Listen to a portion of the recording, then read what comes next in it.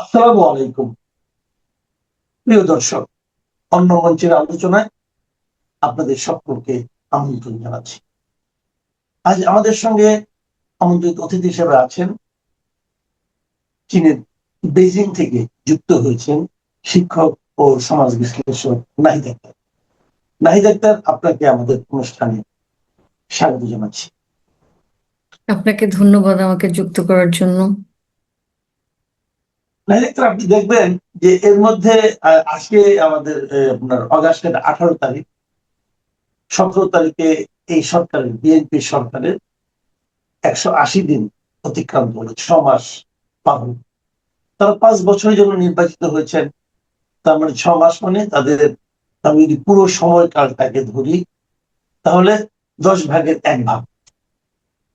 10 ভাগের 1 ভাগে অনেক কিছুই হয়তো তাদের পক্ষে অর্জন করা সম্ভব নয়, কিন্তু তারা নিজেরাই কিন্তু 180 দিনের একটা মানে আপনার লক্ষ্যমাত্রা ঘোষণা করেছিলেন শুরুর দিকে।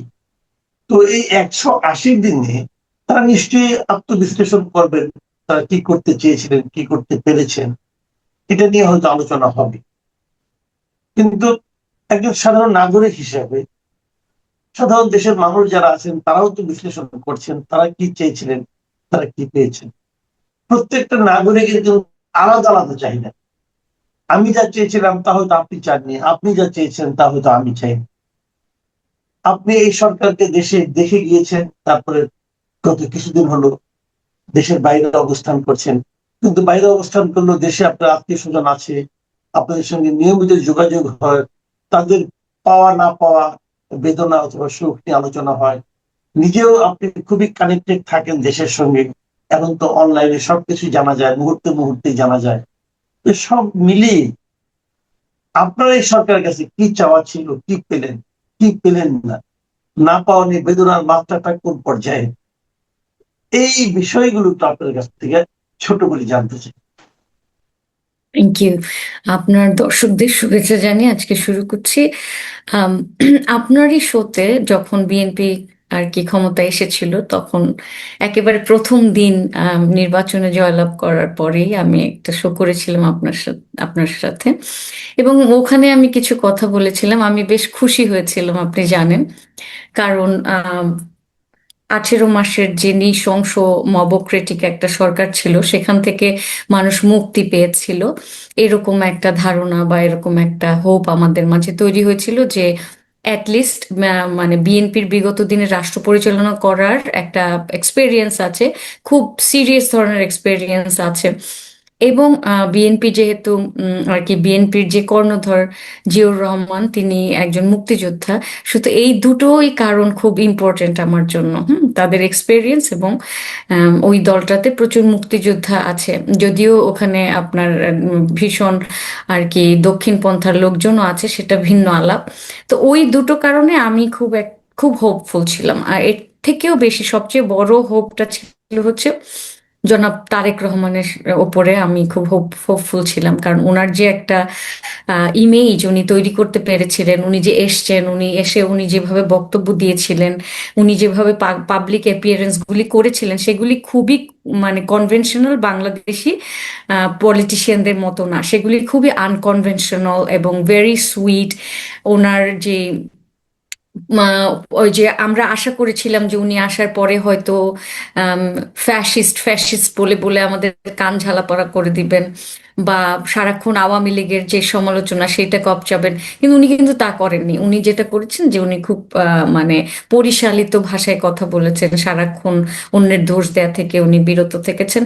এবং ওভারঅল উনি যে প্রমিসগুলি করেছেন, সেগুলি মানে ইট ওয়াজ ফাইন। ওইটার জন্য অনেক আশা ছিল। তারপরে ওনারা আম, মানে আসার পরে ওনারা কৃষক কার্ড, ফ্যামিলি কার্ড দিল, সেটা ওনারা বলেছে সেটা উনি সাকসেসফুলি খুব তাড়াতাড়ি করেছে, উইচ ওয়াজ গুড। কিন্তু আনফর্চুনেটলি আমি যেটা চেয়েছিলাম সেটা, আমি যেরকম রাষ্ট্র চেয়েছিলাম বা আমি যেমন বিএনপিকে দেখতে চেয়েছিলাম, আমি যেমন তারেক রহমানকে দেখতে চেয়েছিলাম, তার মন্ত্রিসভাকে যে যতটা স্ট্রং এবং যতটা অর্গানাইজড এবং যতটা এফেক্টিভ দেখতে চেয়েছিলাম, 6 মাসের কথাই বলছি, আমি খুব লং টার্ম কোনো জায়গায় যাচ্ছি না, সেই 6 মাসের মধ্যে সেগুলি তারা কিছুই করতে পারে নাই আমার দৃষ্টিতে, দুই একটা জায়গা ছাড়া। এখন দু একটা জায়গা পরিবর্তন করা কিন্তু খুব ইজি মাসুদ ভাই। টিসিবি হয়তো এখন আর নাই, টিসিবিটা বাদ দিয়ে যদি আপনি না, ফ্যামিলি কার্ড টিসিটা আছে তো, আছে, টিসিবি টিসিটা রান আছে। করবে। আচ্ছা আচ্ছা, আমাকে একজন বললো কালকে যে টিসিবি নাকি বাদ দিয়ে দিয়েছে আর সামথিং লাইক দ্যাট। তো না না না, এগুলি, আছে আচ্ছা তাহলে দেন আছে। It's good. তো এই ওয়েলফেয়ার, এগুলো ওয়েলফেয়ার প্রোগ্রাম, এবং ওয়েলফেয়ার প্রোগ্রাম থাকা একটা রাষ্ট্রে খুবই গুরুত্বপূর্ণ। রাষ্ট্রের একটা অংশ অবশ্যই মানে জনগোষ্ঠীকে ডিস্ট্রিবিউট করবে। সেটা পৃথিবীর সব ভালো এবং রিচ কান্ট্রিগুলিতে আছে। তো এই এই উদ্যোগের পাশাপাশি আসলে আমি যেগুলি মানুষের কমন, যে জায়গাটা আপনি শুরুতেই বলেছিলেন যে মানুষের যে সাধারণ মানুষের যে আশা, সাধারণ মানুষের কি আশা, তার মৌলিক চাহিদা পূরণ হবে, তাই না? খাদ্য, বস্ত্র, বাসস্থান, চিকিৎসা, এই মৌলিক চাহিদাগুলি পূরণ হবে। তাহলে এই মৌলিক চাহিদায় যদি কোনো রাষ্ট্র পূরণ করতে ব্যর্থ হয় এবং ওইখানে হাত না দেয়, আপনার যদি শুরুটা যদি মৌলিক চাহিদা পূরণ থেকে না করেন, তাহলে কিন্তু আপনি সাকসেসের দিকে যাচ্ছেন না। প্রচুর পরিমাণ মানুষের জব নাই, এটা এটা শিওর যে সে 6 মাসে জব তৈরি করতে পারবে না। This is understandable. গ্যাসের সংকট, বিদ্যুতের সংকট, এইটাও আন্ডারস্ট্যান্ডেবল। তারা বিভিন্ন এক্সকিউজ দিয়েছেন যে এই কারণে আর কি বিদ্যুৎ নাই, গ্যাস নাই, ঠিক আছে। সেটাও ধরেন মেনে নিলাম, কিন্তু ওই ব্যাপারে তারা কিভাবে সলিউশন দিবে এখন? আপনি গ্যাসের চুলে রান্না করবেন, গ্যাসের চুলে বাদ দিলেন। তারপরে আমি যেটা বলছি, আমি কলকারখানা ইনভেস্টমেন্টের কথা বাদই দিলাম, ঠিক আছে, বড় প্রজেক্ট বাদই দিলাম, ধরেন ওগুলি আমি আমি কেয়ার করছি না। আমি সাধারণ মানুষ হিসেবে বলছি যে আমি তো রান্না করব, তাহলে আমি কি গ্যাসে করব না ইলেকট্রিক কুকারে করব? ইলেকট্রিক কুকার করলে তো আমার ইলেকট্রিসিটি লাগবে, ঠিক আছে। তাহলে আমি চলবোটা কি করে? অসহনীয় গরম একটা দেশ, সেই দেশের মানুষের জনজীবন কিভাবে বিপর্যস্ত হচ্ছে, স্টুডেন্টরা মানে স্কুলে যে কিভাবে ম্যানেজ করছে, তাদের তো কষ্ট হচ্ছে, সবার এখানে অসহনীয় কষ্ট হচ্ছে। এই জায়গাগুলি কিছুই ম্যানেজ হয় নাই। হ্যাঁ, মোটামুটি ভাবে যে আপনার বড় বড় যে অর্থনৈতিক, গ্যাস, বিদ্যুৎ, শিল্প উৎপাদন, বিনিয়োগ, এইগুলি কিছুই ম্যানেজ হয়নি এখন পর্যন্ত। এবং এইগুলি ম্যানেজ না হওয়া নিয়ে এই পর্যায়ে 6 মাসের মধ্যে আপনি তাদেরকে খুব বড় দোষারোপ করতে হয়তো পারবেন না। কিন্তু যে জায়গাটাতে আমি তাদেরকে সব থেকে বেশি আপনার রেসপন্সিবল করব, সেটা হচ্ছে যে আমি যে আগে বলেছিলাম যে ইউনুসের মবের এক্সটেনশন হিসেবে চলছে এখানে। আপনি দেখবেন যে ইউনুস যে মব তৈরি করে রেখেছিলেন গত 18 মাসে, সেই একই মব তৈরি হচ্ছে। অনেকে বলছে আইন শৃঙ্খলা পরিস্থিতি কিছুটা উন্নতি হয়েছে, কিন্তু আমার জানা মতে, আমি তো বেশি দিন হয়নি এসছি এই দেশে, আমার জানা মতে কিন্তু আইন শৃঙ্খলা পরিস্থিতির তেমন কোনো উন্নতি হয়নি। আগেও যেমন মব ভায়োলেন্স দেখেছি, এখনো সেই মব ভায়োলেন্স দেখছি। আগেও যে এই আম্মার তারপরে ওই যে আয়াজ সহ এই ধরনের যে জুলাই যে যে সন্ত্রাসীরা, সেই সন্ত্রাসীরা আগের মতোই তারা কিন্তু তাণ্ডব লীলা চালাচ্ছে, নারীকে মারছে, নারী হেনস্থা, বা আপনার রাস্তাঘাটেও যে 32 নম্বরে যেভাবে তারা সহিংসতা করেছে, সেখানে পুলিশ বাহিনীর ভূমিকা দেখেছেন। তার মানে পুলিশ বাহিনীরও ভূমিকা আগের সরকারের মতোই রয়েছে। আওয়ামী লীগের সময় পুলিশের যে ক্যারেক্টারিস্টিক ছিল, আপনার ইউনূসের সময় সেই সেম ক্যারেক্টারিস্টিক, এখনো সেই সেম ক্যারেক্টারিস্টিক। তার মানে কি যে পুলিশকে এখানে মেরেছিল যে আপনার ছাত্র জনতা, এটার কিন্তু আমি বিরুদ্ধে। কারণ কি দেখেন, পুলিশ এই দেশের জন্মলগ্ন থেকে একইভাবে অ্যাক্ট করছে। মানে পুলিশ যে সরকার থাকে তার হয়ে কাজ করছে। তার মানে কি 32 নম্বরে ঢুকতে দিবে না, ফুল দিতে দিবে না 15ই আগস্টে, সেটা পুলিশ কিন্তু একেবারে স্ট্রংলি ওখানে ঢোকার ব্যাপারে নিয়ন্ত্রণ করছে। কিন্তু police at the same time কেন আপনার এনসিপির বা জুলাই যে যোদ্ধা বলে যারা, জুলাই যোদ্ধা বলে যারা নিজেদেরকে পরিচয় দেয়, তাদের কেন প্রোটেকশন দিচ্ছে? তারা তো বিএনপির কর্মী না। তাহলে এই যে প্রোটেকশনটা দিচ্ছে, তাহলে ওই যে একটা আপনার বিএনপির সম্পর্কে কিন্তু কমন একটা নতুন ন্যারেটিভ তৈরি হয়েছে যে আমরা আর মামুরা সরকার চালাচ্ছি। জামাত, এনসিপি, বিএনপির মধ্যে একটা নেগোসিয়েশনের মাধ্যমে যে সরকারটা চলছে, সেটা কিন্তু খুব ভালোভাবে তারা একেবারে বারবার প্রমাণ করছে। তাহলে আয়াজকে কোনোভাবে আইনের আওতায় নেওয়া হয় না, আম্মারকে কোনোভাবে আইনের আওতায় নেওয়া হয় না, তারা বেধড়ক পিটাচ্ছে মানুষ ধরে। এটা আবার কেমন গণতান্ত্রিক দেশ হয়ে গেল? এটা কিসের গণতন্ত্র? তাহলে এটা আপনি কি মবতন্ত্রে, সেই মবতান্ত্রিক সরকারই তো রয়ে গেছে। আইন শৃঙ্খলা পরিস্থিতি, আমাদের স্বরাষ্ট্রমন্ত্রী বলেছে কোনো মব থাকবে না, কই কিচ্ছু তো উন্নতি হলো না দেশের। তো এরপরে হচ্ছে আপনি চিটাগংয়ে যে আহ, মানে একেবারে প্রকাশ্য লোকের রান্দা নিয়ে গুলি করছে, এগুলি তো হচ্ছে কনস্ট্যান্টলি। আপনি একটা জিনিস দেখান যে কোথায় উন্নতি হয়েছে। I don't find anything, I don't see anything. এই মানে overall this is my beginning of মানে আন্ডারস্ট্যান্ডিং যে আমরা কিভাবে। যদি ধরেন আপনি যে কথাটা বললেন যে মানুষের এক বেসিক যে চাহিদাগুলো, সেই চাহিদাগুলো মেটানোর ক্ষেত্রে সরকারের যে ভূমিকা এবং তার যে অবস্থান, তার যে রেসপন্স, এটা নিয়ে আপনি কথা বললেন। কিন্তু আমরা তো এটাও বলি, আমরা মানে আওয়ামী লীগ সরকারের বিরুদ্ধে যে অভিযোগটা উচ্চারিত হয়, সবাই বলে যে তারা স্বৈরতান্ত্রিক সরকার ছিল, একনায়কতান্ত্রিক ছিল, ফ্যাসিবাদী একটা গভর্নমেন্ট ছিল। আমি যদি এই তিনটা অ্যাডজেক্টিভকে ধরি, তো এর বিপরীতে আমরা কি চাইছিলাম? আমরা চাইছিলাম একটা গণতান্ত্রিক সমাজ, একটা আপনার ন্যায় ভিত্তিক সমাজ, একটা সবাই যার যার আদর্শের কথা বলতে পারবে এমন একটা সমাজ। তো সেই গণতন্ত্রটাই যে আমি পেয়েছি। আম, এই কোয়েশ্চেনটা আসলে সবার করা উচিত, যেটা আপনি করেছেন, যে আমরা বারবার অন্যকে ফ্যাসিস্ট বলছি এবং ডিকটেটোরিয়াল বলছি, যে তারা ডিকটেটর। তাহলে ডিকটেটর কে না, সেই কোয়েশ্চেনটা কিন্তু আমাদের সামনে আসে, কে কখন ডিকটেটর ছিল না, এই কোয়েশ্চেনটাও করতে হয়। ইউনূসের শাসনামলে কি বিরোধী দলকে একেবারে কঠিনভাবে দমন করা হয়নি? আহ, মানে আওয়ামী লীগের যে পরিমাণ নেতাকর্মীদের আপনি মারা হয়েছে, এবং আপনি কারাগারেও মেরে ফেলা হয়েছে সম্পূর্ণভাবে, এগুলি তো একদিন প্রকাশ পাবে। তারপরে হচ্ছে আপনার এই যে শেখ হাসিনার বক্তব্য প্রচার করতে না দেওয়া, এই মানে বিএনপির কাছ থেকে, যেটা আমি তারেক রহমানের কাছে এক্সপেক্ট করিনি। মানে বিভিন্ন জায়গা যদি অন্যান্যরা কন্ট্রোল করে, যেমন ধরেন আম, আপনার এই মন্ত্রী পরিষদরা ধরেন এক একটা মন্ত্রণালয় তারা কন্ট্রোল করে, তার মানে বুঝলাম যে তারা ডিসিশন নেয়। হুম। তাহলে আপনার আমাদের যে প্রধানমন্ত্রী, তাহলে তার ভূমিকাটা কোথায়? হ্যাঁ, তারা কি ইন্ডিপেন্ডেন্টলি ডিসাইড করে? তারা কি মানে সবাই মিলে আলোচনা করে না? আপনার আম, এই যে ইনফরমেশন মিনিস্ট্রিটা, যে আপনি আম, একটা এই যুগে, এই যে গ্লোবালাইজেশনের যুগে, আপনি বলছেন কি যে হাসিনার কোনো আর কি বক্তব্য প্রকাশ করা যাবে না, কিন্তু সে নিজে, তারা নিজেরা দেখছে সেটা, ঢালাওয়ারে কিন্তু প্রচার হচ্ছে, ফেসবুকে দেখছে। মানে আপনি মেইনস্ট্রিম মিডিয়াকে, বাংলাদেশের মেইনস্ট্রিম মিডিয়াকে সরকারের হচ্ছে দলীয় দাস বানিয়ে আপনি নিজে বসে বসে সোশ্যাল মিডিয়াতে দেখছেন। মানে এগুলি হাস্যকর না? তাহলে আপনি গণতন্ত্রটা কোথায় দেখছেন? ডেমোক্রেসি না ফ্যাসিজম? যে যে আমরা বারবার বলি যে অমুকে ফ্যাসিস্ট ছিল, তাহলে এই যে অন্যকে এইভাবে আর কি দমন করা, এবং সেখানে চরম ডানপন্থা, চরম দক্ষিণ পন্থাকে আর কি ইয়ে করা, প্রচার করা এবং প্রমোট করা, এবং দক্ষিণ পন্থাকে নিয়ে রাজনীতি করা, এবং তাদেরকে এইভাবে প্রশ্রয় দেওয়া, তারা যেটা চাচ্ছে সেটাই হচ্ছে, তাহলে সেটা তো আরো বেশি ফ্যাসিস্ট। ফ্যাসিস্টের ডেফিনেশনগুলি দেখেন, সেটার মধ্যে একটা ওয়ান অফ দ্য বিগেস্ট, যে সে ভীষণ টক্সিক ন্যাশনালিস্ট হবে।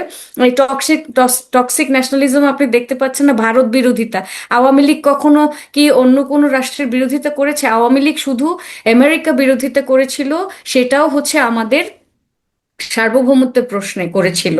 হ্যাঁ, এবং সার্বভৌমত্বের কারণে আপনি কিন্তু একটা দেশের বিরোধিতা করতে পারবেন, এবং সেটাও প্রমাণ হয়ে গেছে যে এই যে অসম চুক্তি আমাদের হয়েছে, এখন আমরা কারো কাছ থেকে কিছু কিনতে পারবো না, তাহলে আমাদের মানে আমেরিকার পারমিশন ছাড়া আমরা কিছুই করতে পারবো না, এরকম। তো সেটার বিরুদ্ধে তো এই যে শেখ হাসিনা বলেছিল না যে আমি ক্ষমতায় টিকে থাকতে পারতাম যদি আমি আম, মানে ইউএস এর আর কি ইয়েতে, তারা যে ইয়ে দিয়েছিল সেটাতে আমি যদি এগ্রি করতাম, সে তো এগ্রি করেনি। তো এখন যেটা হয়েছে যে এই যে ভারত বিরোধী রাজনীতি করা, বা মানে আমাদের প্রধানমন্ত্রী যে একটা ডিসিশন নিল ভারতে যাবে না, এগুলি খুব খুব শিশু সুলভ, এবং এগুলি খুব এবং এই যে আপনার উইক আমি আপনাকে জিও বলছি, পলিটিক্যাল ডিসিশন। এই যে ভারতে এই সফরে যাওয়ার ব্যাপারটা কি, এটা নিয়ে এর মধ্যে বেশ পানি ঘোলা হয়েছে। আমি আজকে দেখলাম যে ভারতের পত্রিকা, ভারতের দুটো পত্রিকা অন্তত নিয়ে রিয়েকশনটা পড়লাম। তারা বলছে যে বাংলাদেশ থেকে বলা হয়েছে যে মানে তারেক রহমানের ভারত যাওয়া না যাওয়ার ক্ষেত্রে তারা প্রধানত দুটো মোটা দাগে দুটো শর্ত দিয়েছে। একটা হলো শেখ হাসিনাকে ফেরত পাঠানো, আর একটা হলো হাদির হত্যাকারীকে ফেরত পাঠানো। এবং ভারত বলছে যে এই দুটো শর্ত কঠিন শর্ত, দুটোকে কঠিন শর্ত হিসেবে অভিহিত করেছে। তো এখন কয়েকটা পয়েন্ট এখানে যে এই দুটো শর্ত আমাদের প্রধানমন্ত্রীর সঙ্গে ভারতের, আমাদের সবচেয়ে নিকটতম বলবো না, আমাদের একমাত্র প্রতিবেশীর সঙ্গে আলোচনার ক্ষেত্রে এবং অনেকগুলো মানে আপনার অমীমাংসিত বিষয় নিরসনের ক্ষেত্রে এই দুটো শর্ত কিভাবে আসে, মানে এই দুটো শর্ত কিভাবে গুরুত্বপূর্ণ হয়। এই দুটো না হলে কি আমাদের ওই সমস্যাগুলি ধরা যাক, আমি কথার কথা বলি, এই দুটো যদি না থাকতো, যদি ভারত মনে করেন তাদেরকে দিয়ে দেয় এক্ষুনি, তাহলে কি আমাদের অন্যান্য সমস্ত আলোচনাগুলি হতে থাকবে? অথবা এই দুটো যদি না দেয়, তাহলে অন্যান্য যে আমাদের মধ্যে যে আপনার যে বিরোধগুলো আছে, যে ডিসপিউট গুলি আছে, সেগুলো কি নিরসন হয়ে যাবে? সেই সমস্যাগুলি কি আমাদের আর থাকবে না? আমাদের সমস্যাগুলি কি বাণিজ্যিক সমস্যা আছে, আমরা অনেক কিছু ভারতকে পাঠাতে পারছি না, আমাদের সীমান্ত সমস্যা আছে, পুশব্যাকের সমস্যা আছে, আমাদের লোকজনের ভিসা প্রাপ্তি না পাওয়ার সমস্যা আছে। এই সবগুলির চেয়ে কি এই দুটো বিষয় বেশি গুরুত্বপূর্ণ? তো এই এই ধরনের শর্ত প্রয়োগটাকে আপনি কিভাবে দেখছেন? আমার কাছে এই ব্যাপারটা ভীষণ চাইল্ডিশ এবং উইক জিওপলিটিক্যাল ডিসিশন হিসেবে মনে হয়েছে। আমি ভাবতে পারি না একটা দেশের মানে সরকার এই ধরনের ছেলে খেলা, মানে এটা মনে হচ্ছে যে তারা পুতুল খেলছে, ওই যে যা তোর সাথে আমি খেলবো না এটা না করলে, ঠিক আছে, এরকম কিছু একটা হচ্ছে এখানে। কোনো সিরিয়াস যে যে জিনিসগুলি আপনি দেখতে পাচ্ছেন, যে জিনিসগুলি আসলেই সিরিয়াস, যেগুলি তাদের সাথে আমাদের জিও পলিটিক্যাল ইন্টারডিপেন্ডেন্স আছে, উই আর মানে ডিপেন্ডেন্ট অন ইচ আদার্স, মানে আম, আমরা সার্বভৌমত্বের ক্ষেত্রে দুই দুই দেশ একে অন্যের প্রতি ভীষণভাবে নির্ভরশীল। সেই ব্যাপারে কোনো কথা, সেই ব্যাপারটা কিন্তু তারা এনশিওর করে নেয়। ফার্স্ট অফ অল ইকোনমিক ইন্টারডিপেন্ডেন্সি যেটা আছে চরমভাবে আমাদের কেনাকাটার ক্ষেত্রে, সেই ব্যাপারেও কোনো কিছু বলেনি। তারপরে পানি চুক্তি আছে, তারপরে হচ্ছে আপনার বর্ডার ক্রাইসিস আছে, আপনি যেটা বলছেন পুশ ইন পুশ ব্যাক, এই ক্রাইসিসগুলি আছে, এইগুলি নেগোসিয়েশন যদি করতো, সিরিয়াস একটা ধরেন চুক্তি, সিরিয়াস একটা বাণিজ্য চুক্তি বা সিরিয়াস একটা জিওপলিটিক্যাল চুক্তি নিয়ে যদি তারা এখানে নেগোসিয়েশনটা করতো, যে আপনি আমাকে যদি আমার বর্ডারে যে হত্যা সেটা কমাবেন, বা এই পানির ব্যাপারটা নেগোসিয়েশন আসছে ভালোভাবে, সে কে বেশি পাবে, কে পানি ঠিকঠাক মতো পাচ্ছে কিনা, এই ধরনের ব্যাপারগুলি যদি তারা আনতো তাহলে বুঝতাম। দেখেন, যেখানে শেখ হাসিনা নিজে বলছে যে আমি ডিসেম্বরের মধ্যে আসবো, এবং সে খুব সিরিয়াসলি বলছে, এবং সেটা নিয়ে সে সংবাদ সম্মেলন পর্যন্ত করেছে, আপনি নিজে চাচ্ছেন আমার বাসায় আসতে, আর আমি যদি আপনাকে বলি আপনি যদি আমার বাসায় না আসেন আপনার সাথে আমি কথা বলবো না, ব্যাপারটা সেরকম হয়ে গেল না? খুবই ফালতু, খুবই হাস্যকর একটা পপুলিস্ট জনতুষ্টিমূলক পাবলিককে খুশি করার একটা আর কি ছেলে খেলার ডিসিশন, যেটা এই এই যে এইরকম একটা কথা বলতে আমার তো মনে হচ্ছে যে ভারত সরকার এটা নিয়ে হাসাহাসি করছে, তাদের দেশের মানুষ যারা এটা শুনেছে তারা হাসাহাসি করেছে। হাদির হত্যাকারী সে অলরেডি জেলে জেলে আছে, তাকে তো দিবেই, তাই না? তাদের একটা প্রসিজিওর আছে, আমি কয়েকটা পাবলিক প্ল্যাটফর্ম থেকে শুনেছি আর কি, ইন্ডিয়ার ওই যে জিও পলিটিক্স নিয়ে কথা টথা বলে ওরকম, তারা বলছে এটা তাদের একটা প্রসিজিওর আছে, ওটা আইনগত প্রক্রিয়া আছে, ওটার পরে তারা ফেরত দিবে, কারণ তারা তো তাকে আর কি ওই ভিআইপি অনার দিয়ে রাখছে না। এখন এই হাদি হত্যা কখন এই পরিমাণ আর কি বাংলাদেশের যে অর্থনৈতিক সংকট, জিও পলিটিক্যাল সংকট, বা বাংলাদেশের যে ইন্টারনাল ক্রাইসিসগুলি আছে, মৌলিক চাহিদার যে অভাব যেটা হয়নি, এই যে বেসিক যে নিডসগুলি আমাদের যেগুলি ফুলফিল করার জন্য আমাদের মানে যে পরিমাণ অর্থনৈতিক ঘাটতি আছে, মেইন প্রবলেমটা তো ওইখানে, যে এই এই যে আপনার তেল, আপনার ওই যে গ্যাস, তারপরে আপনার ইলেকট্রিসিটির যে প্রবলেম, এই প্রবলেমগুলি সলভ করা, এইগুলি করতে যেই পরিমাণ অর্থনৈতিক যোগান আমাদের দিতে হবে, সেই সব ব্যাপারে বাংলাদেশের সরকারের কোনো মাথা ব্যথা নাই। কিন্তু আপনার ওই যে ছেলে খেলা, এই যে হাদি কিন্তু সবচেয়ে বড় পপুলিস্ট একটা পলিটিক্যাল এখন একটা ওয়েপেন। হ্যাঁ, এখনো আমি ভেবেছিলাম এই যে হাদি যে একটা পলিটিক্যাল ওয়েপেন, এই ওয়েপেনাইজিং হয়তো বিএনপির সময় বন্ধ হয়ে যাবে। ওমা, বিএনপির পলিটিক্সেরও এত বড় হাতিয়ার কখন হাদি হয়ে গেল, আপনি আমাকে বলেন। এটা হাস্যকর না? আই আই মানে জেনুইনলি মানে ফিল স্যাড যে একটা মানুষ মারা গেছে, ওটার জন্য তার বিচার হবে, এটা আমি definitely I I really want that. সে যদি বাংলাদেশ বিরোধী রাজনীতিও করে থাকে, সে তো পাকিস্তানপন্থী ছিল, স্টিল আমি তার হত্যার, তাকে তাকে হত্যাযোগ্য করে তোলা যায় না, বা কাউকে মারার অধিকার কারো নেই। সেই জিনিসটা ভয়ঙ্কর চরম অন্যায় হয়েছে, সেই অন্যায় প্রতি, কিন্তু সেই জিনিসটা ভারতের সাথে আমাদের জিও পলিটিক্যাল বা ইকোনমিক ক্রাইসিস বা ওভারঅল ক্রাইসিস সলভ করার জন্য ওইটা কখন আমাদের নেগোসিয়েশনের প্রাইমারি টার্গেট হয়ে গেল, সেটাও জানি না। আর হাসিনা যে যে আসতে চায়, তাকে ফের আবার পুনরায় ফেরত চাওয়া কোনভাবে, কিভাবে, মানে এটাতে প্রমাণ হয় কি জানেন, যে আপনি মানে এডুকেশন ওয়াইজ মানে উইজডম আপনার রাষ্ট্রের নেই। মানে আমাদের রাষ্ট্রের যে যে চিন্তক, রাষ্ট্র যারা, রাষ্ট্রচিন্তা যারা করে, আমাদের যে গভর্নমেন্ট আছে, তাদের ওই পরিমাণ উইজডম নাই। না হয় এই ধরনের ইস্যু নিয়ে, এই যে যাওয়া নিয়ে এই জন্য ছেলে খেলা খেলতে পারে না। This is terribly weak political decision. জি, অনেক ধন্যবাদ। অনেক ধন্যবাদ নাহিদ আক্তার। আমরা বিভিন্ন বিষয় নিয়ে কথা বললাম। আমার মনে হয় আমাদের দর্শকদের মধ্যে আপনার এই কথাগুলো নানাভাবে প্রভাব বিস্তার করতে পারে, এবং আমি নিজেও এটা মনে করি যে আপনার যে বিষয়গুলো আপনি বলেন, বিশেষ করে আমাদের সর্বশেষ পররাষ্ট্রনীতি নিয়ে এবং সমাজে চলমান যে মব কালচার, সেগুলো নিয়ে আমি মনে করি যে মানুষের এগুলো নিয়ে ভাবা উচিত, এবং যার যার জায়গা থেকে যার যার ভাবনার প্রকাশ ঘটানো উচিত। কারণ সমাজ কিন্তু কোনো বিমূর্ত কোনো বিষয় নয়। এই মানুষের চিন্তাগুলো একত্রিত হয়ে কিন্তু সমাজের চিন্তা হিসেবে আবির্ভূত হয়, এবং সরকারও টের পায় মানুষ কি ভাবছে। আমি আশা করবো সরকারও এগুলি ভেবে দেখবেন। প্রিয় দর্শক, এখন এ পর্যন্তই। আল্লাহ হাফেজ।